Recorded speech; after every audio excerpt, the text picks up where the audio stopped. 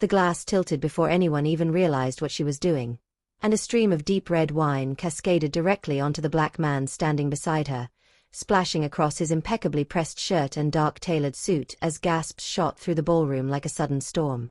Eleanor Marston, renowned for her sharp tongue and sharper ego, didn't even flinch. She dabbed her fingers with a napkin as if she had merely brushed against dust instead of humiliating someone in front of 80 industry leaders gathered for one of the biggest contract signings of the quarter.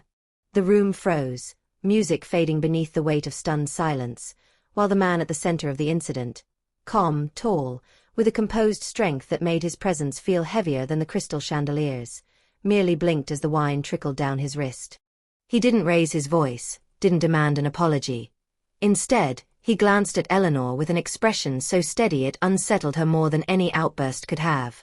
Around them, whispers started forming, some shocked, some awkwardly amused, some already spinning gossip. But no one stepped forward to intervene, no one dared challenge a woman whose company was minutes away from signing an $800 million partnership deal. "Watch where you stand next time," Eleanor muttered under her breath, loud enough for the nearby executives to hear, the edges of her smirk sharp as glass. But still the man said nothing. He simply set down the signed document folder he had been carrying, brushed a thumb along the chain of his watch, and offered a faint, unreadable half-smile that made several onlookers uncomfortable for reasons they couldn't articulate. It was not the smile of someone defeated. Rather, the quiet confidence of someone who already knew how the night would end. The murmurs grew louder as attendants rushed forward with towels, but the man, whose name no one at the table had bothered to ask, gently waved them off and excused himself without haste, moving with the same calm elegance he had walked in with. The slight stain on his shirt didn't diminish his dignity. If anything, it made the contrast sharper, his poise magnified against Eleanor's reckless display of arrogance. Around the ballroom, executives exchanged uneasy looks, trying to determine whether they should treat the incident as humor, insult, or something dangerously close to public negligence. Eleanor, however, leaned back in her chair with a boldness that came from believing she owned every room she entered. She whispered to her colleagues, scoffing about uninvited nobodies who slip into VIP spaces, unaware that several employees had witnessed her actions with growing discomfort. The man made no attempt to return immediately. He took his time, allowing the tension in the room to thicken into something brittle. When he finally reappeared, shirt changed, posture still tall, he did not look toward Eleanor at all.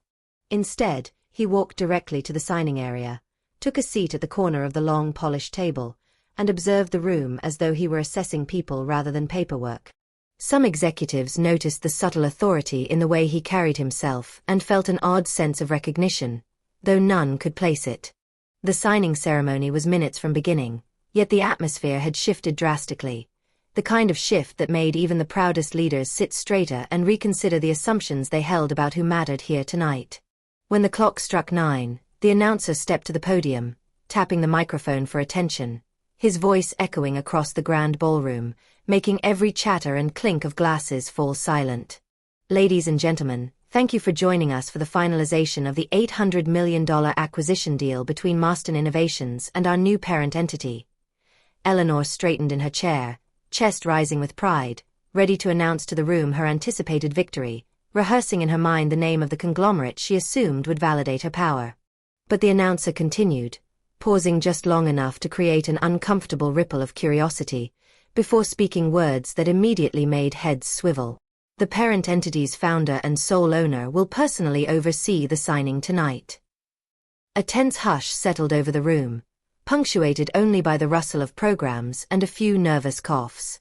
And then, in a moment that would etch itself into Eleanor's memory forever, the man she had thought was merely a background figure, the one she had drenched in red wine, stepped forward.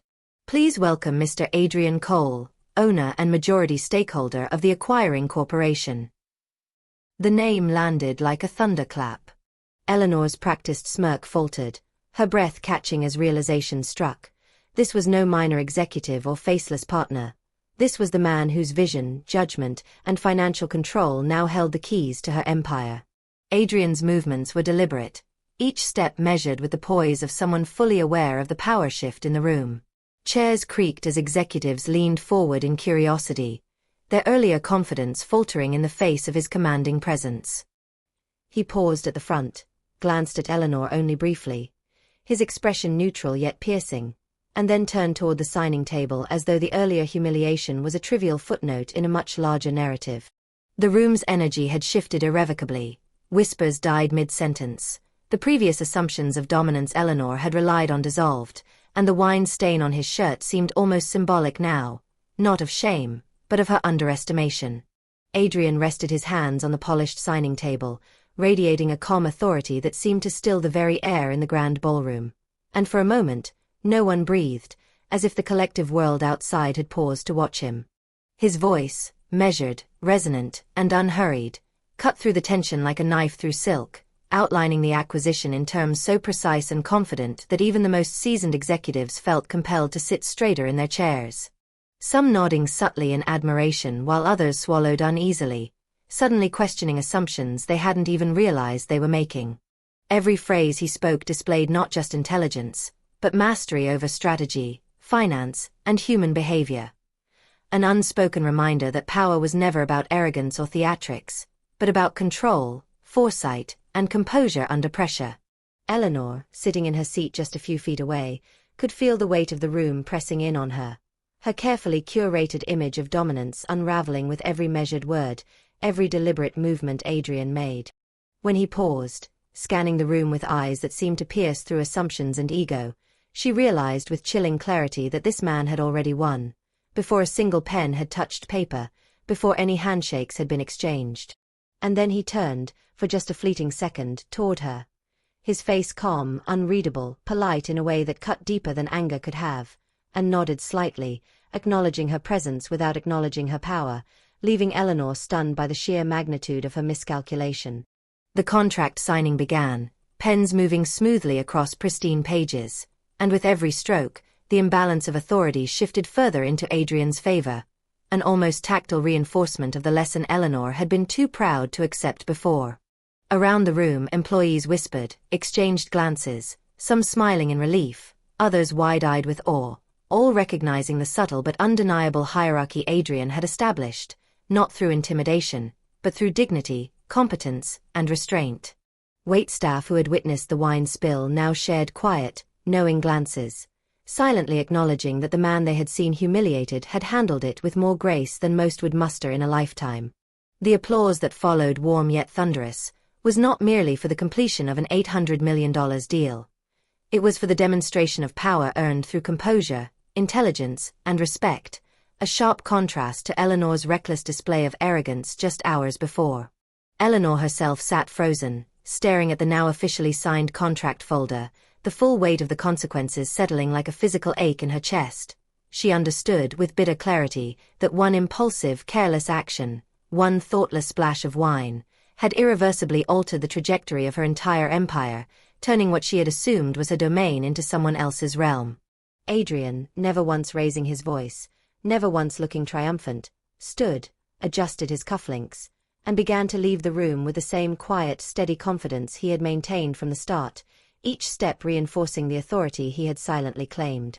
Every eye followed him, every conversation paused to observe his exit, and every mind recalculated its assumptions of power, respect, and influence. Eleanor, left behind, could only watch as her pride and misjudgment crystallized into a painful memory, a permanent reminder that respect and authority are earned through action and integrity, not entitlement, and that the ripple of a single moment, whether a splash of wine or a misread gesture, could define the legacy of a lifetime. By the time the applause faded, the room had been irrevocably transformed. The lesson was clear to all, except Eleanor, whose empire now bore the indelible mark of her own folly, while Adrian's presence lingered in the minds of everyone present, a quiet, undeniable testament to the enduring power of dignity over arrogance.